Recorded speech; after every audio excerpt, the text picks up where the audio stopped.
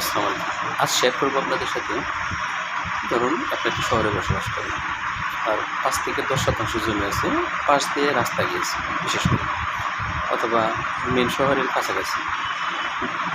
আপনার ১০ তলা, ২০ তলা বা ১৫ তলা বিল্ডিং করার সামর্থ্য নেই। যদি জমি আছে আপনার ১০-১৫%। আরেকটা যুক্তি দিবে অনেকে যে সমস্যা নেই, ভবিষ্যতে করতে পারবা বা ব্যাংক থেকে ঋণ নিয়ে করো। কিন্তু আপনার অত টাকা ইনকাম করা মানে মাসে ১০, ২০, ৫০ হাজার টাকার উপর ইনকাম করার সোর্স না।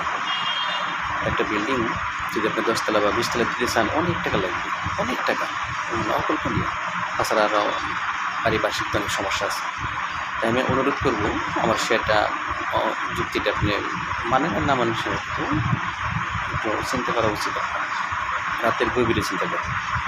সেটা আপনি এখন যে বর্তমান বিশ্বে যেভাবে ডেভেলপার্সরা এগিয়ে আসছে, এটা আমাদের যারা গরিব বা মধ্যবিত্ত বা সাধারণ চাকরি করে বা ব্যবসা করে তাদের জন্য অনেক ভালো।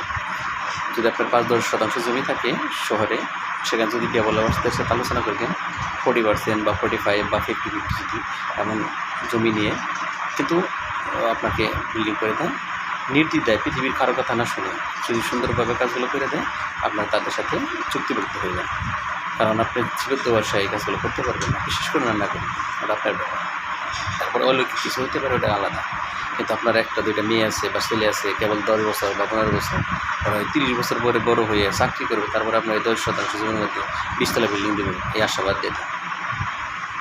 এখন থেকে করা শুরু করে দেন, দেখবেন যে ১০-১২টা ফ্ল্যাট পাইলে আপনি এখান থেকে কোটি টাকা ইনকাম করতে পারবেন, আপনার সন্তানদের সুন্দর করে মানুষ করতে পারবেন। আপনিও যতদিন বেঁচে থাকবেন, স্বামী বা স্ত্রী নিয়ে আত্মীয়-স্বজন নিয়ে সুন্দরভাবে বসবাস করতে পারবেন।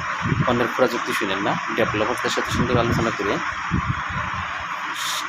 কীভাবে ভালো হয় সেভাবে ব্যবস্থা নিয়ে আপনার সমর্থন না থাকলে এই কাজগুলো করে ফেলে, দেখবেন যে অল্প দিনেই সুখী থাকতে পারবেন। বৃদ্ধ বয়সে পুরোপুরি কাশার স্মৃতি, এই বয়সে অর্ধেক স্যাক্রিফাইস করে জীবনটা সুন্দর করে পরিচালনা অনেক ভালো। কারণ আপনার ১০ টাকা বা ১৫ তলা একটা বিল্ডিং থাকলে সেখানে যে ফ্ল্যাটগুলো পাবেন, আর ১০,০০০ টাকা বা থেকে ২০,০০০ টাকা পর্যন্ত ভাড়া দিতে পারলে আপনার ২-১ লাখ টাকা প্রতি মাসে এমনি এসে পড়তেছে। আপনাকে কল্পনা করছেন যে ৩০ বছর পরে আপনার সন্তান বিল্ডিং দিবে, কেবল হলো ৬ বছরের বাচ্চা বা ৫ বছরের বাচ্চা, আপনার বয়স ৩০-৪০ হয়ে গেছে বা ৫০ হয়ে গেছে, ওই কল্পনা বাদ দিয়ে এই কাজটা করেন।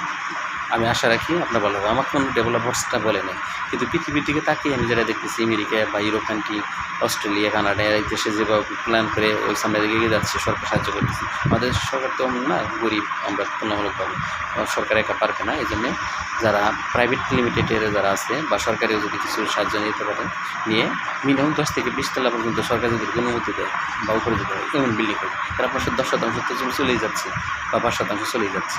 সুতরাং ওখানে আর বিল্ডিং করতে পারতেছেন না।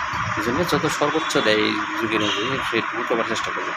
সবাই ভালো থাকুন, তো সুস্থ থাকুন এবং আমাদের জন্য দোয়া করেন। আমাদের যদি আল্লাহ পাক এমন সামর্থ্য দেয়, আমরা যেন এই পদ্ধতিটা যেতে পারি। আর যারা নিজেরা করতে পারে, তো আলহামদুলিল্লাহ, তারা নিজেরা করে নিতে পারেন, এতে তাদের প্রতি আমার কোনো দুঃখ নেই।